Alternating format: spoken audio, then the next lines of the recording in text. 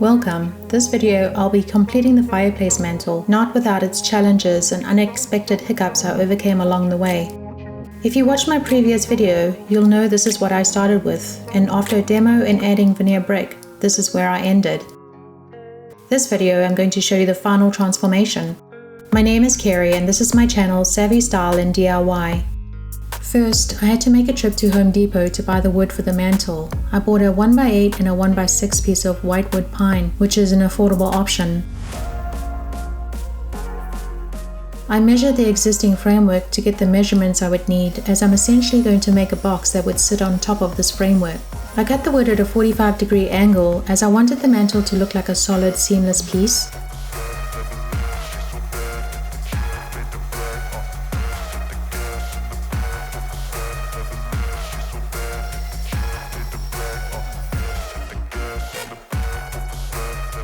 After cutting the wood, I realized that my measurements were wrong and I had cut the wood too short.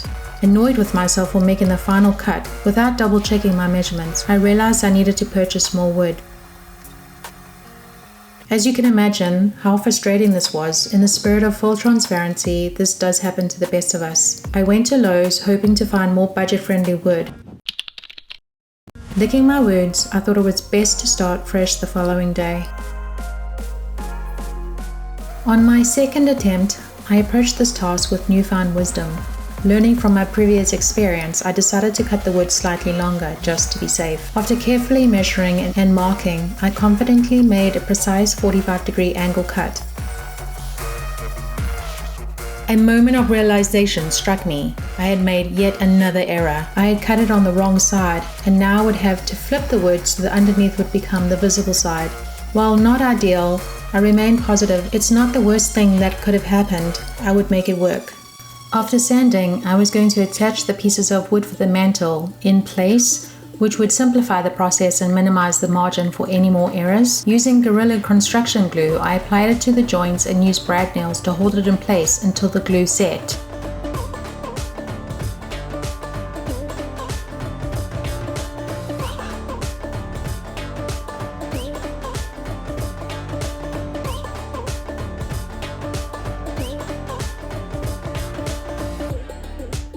Thank you for watching. If you're enjoying this video, please give it a thumbs up. It helps the video gain greater visibility and reach a wider audience, which is super helpful for my small channel. If you'd like to see more videos like this, mistakes included, please subscribe to the channel.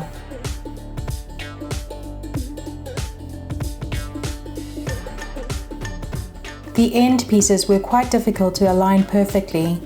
It took a few tries. I removed the mantle so I could complete it in the workshop.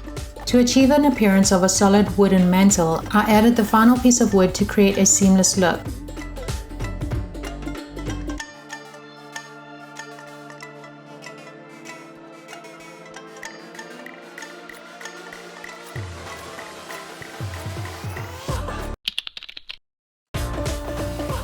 I also wanted to give it character and distress it, make it look weathered and aged with bumps and bruises.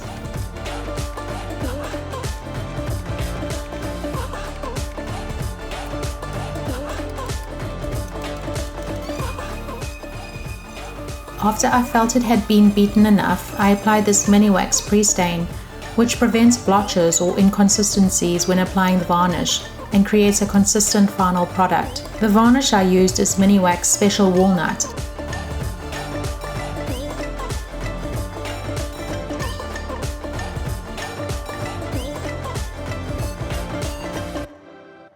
I then left it in the sun all day. This is the final result. Let me know what you think in the comments.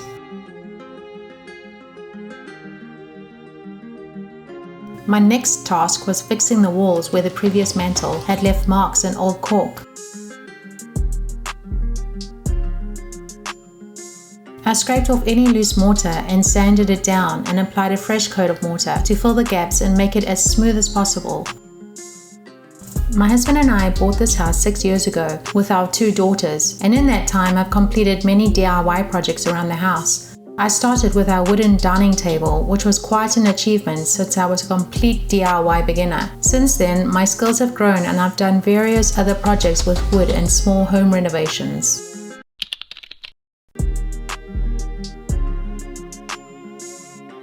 The following day the mortar was finally dry, so I sanded it down and applied a second coat.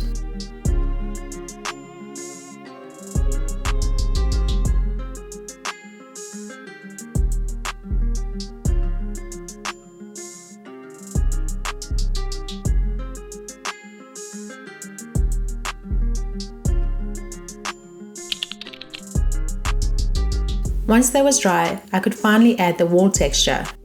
I like this Homer's orange peel. It's easy to use and matches the current texture on my walls.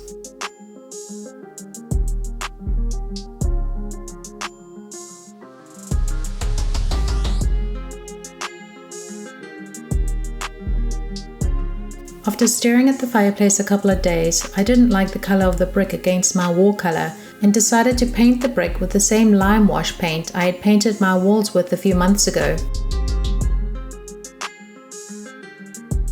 Lime wash paint is so forgiving and easy to apply.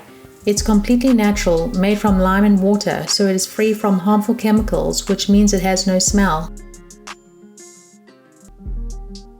It does have a unique application process when applying to the walls to create a textured look. However, since I'm just applying it to the brick, I'm going to brush it on. It appears much darker when you first apply. It does lighten up a lot when dry. To put the finishing touches on the mantle, I'm going to give it 3 coats of this clear matte top coat.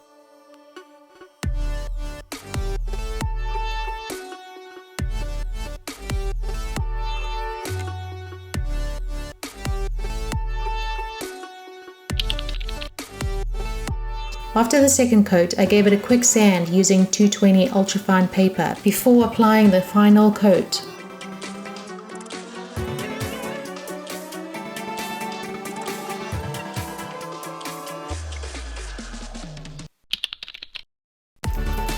The following day, I applied caulk to the sides to cover any gaps between the walls and the brick, which gives the project a professional finish.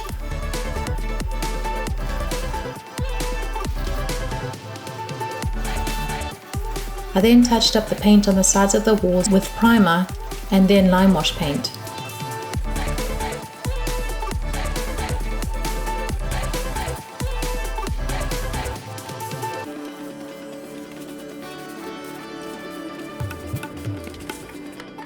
Once the paint had dried, I could attach the mantle using 2-inch screws, which I drilled into the existing wooden framework.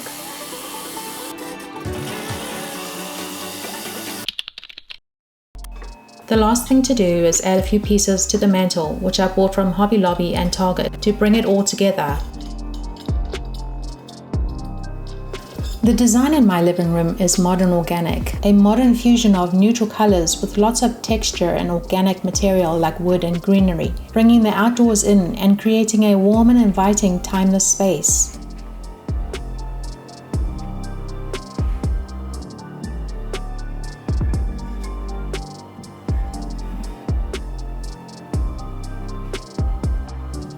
I'm loving how this fireplace turned out. It adds so much texture and warmth to our living space. I'd love to know if you agree. Let me know in the comments.